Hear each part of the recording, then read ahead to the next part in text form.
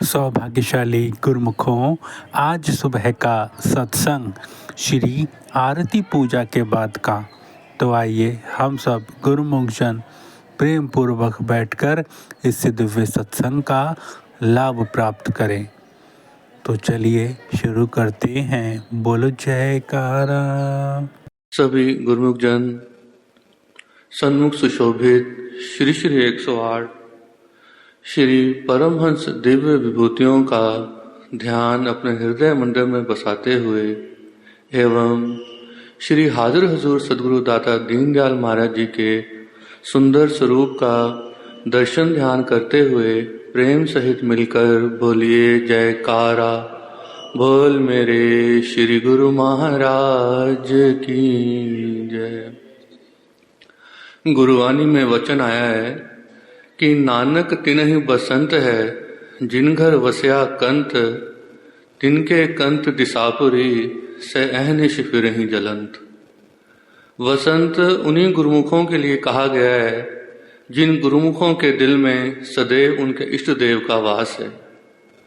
और इष्ट देव का वास किस विधि से किस प्रकार होता है, उनके वास का एक ही साधन है कि जीव निरंतर उनके नाम से जुड़ा रहे, उसकी लिव सदैव उनके नाम में लगी रहे।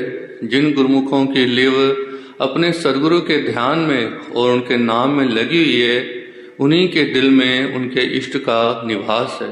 और जिनके दिल में उनके इष्ट का सदैव निवास है, उनके लिए सदा वसंत है।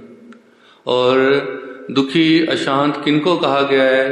जो इस नाम से गाफिल हैं, जो ये नहीं जानते कि उनके सुख का सही मार्ग क्या है।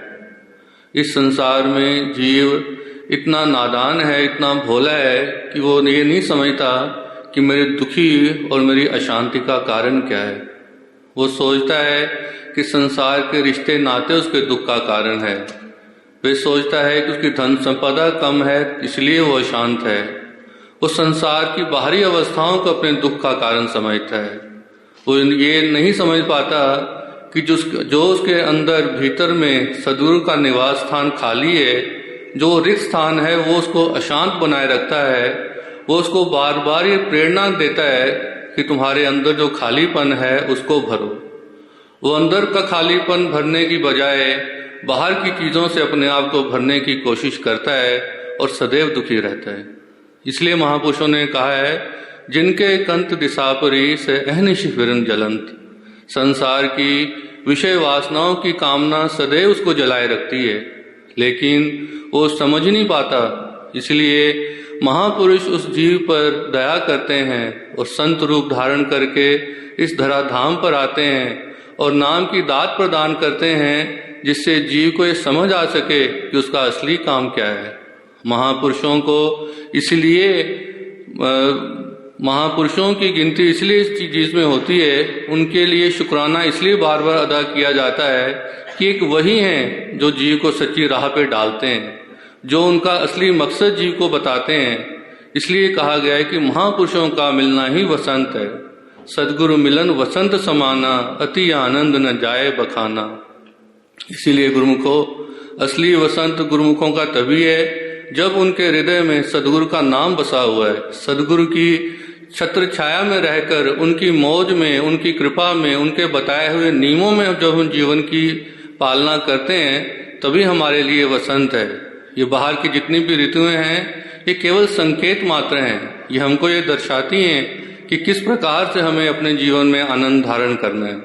इसीलिए हम गुरुमुखों का यही लक्ष्य होना चाहिए, यही ध्यान होना चाहिए कि हम अगर दरबार में आए हैं, महापुरुषों की शरण में आए हैं, तो बाहरी अवस्थाओं से अपने मन को हटाकर, बाहरी चीजों से मन को हटाकर श्री सदगुरु के दिए हुए नाम में लगाएं, उनकी मौज में रहें, ताकि हमारा जीवन ही सुखरूप व्यतीत हो। आप सब लोग गुरुमुख आज 2 दिनों से श्री गुरु महाराज जी के आगमन की बधाइयां ले रहे हैं। मैं भी अपनी तरफ से, आप सब गुरुमुखों की तरफ से श्री गुरु महाराज जी के चरणों में कोटि कोटि दंडवत प्रणाम करते हुए आभार व्यक्त करता हूँ और ये विनय करता हूँ कि प्रभु जी, आपकी कृपा सदैव हम दासों पर बनी रहे। आपकी रहमत के साए तले हम उस लक्ष्य को हासिल करें जिस लक्ष्य को हासिल करने के लिए हम श्री अंतु दरबार में आपकी चरण शरण में आए हैं। बोलो जयकारा बोल मेरे श्री गुरु महाराज की जय। आज के शुभ सत्संग की शुभ दर्शनों की आप सभी गुरुमुखों को लाखों लाख बधाई हो। बोल जयकारा बोल मेरे श्री गुरु महाराज की जय। श्री परमहंस दयाल जी महाराज की जय। सभी गुरुमुखों को साप्रेम जय सच्चिदानंद।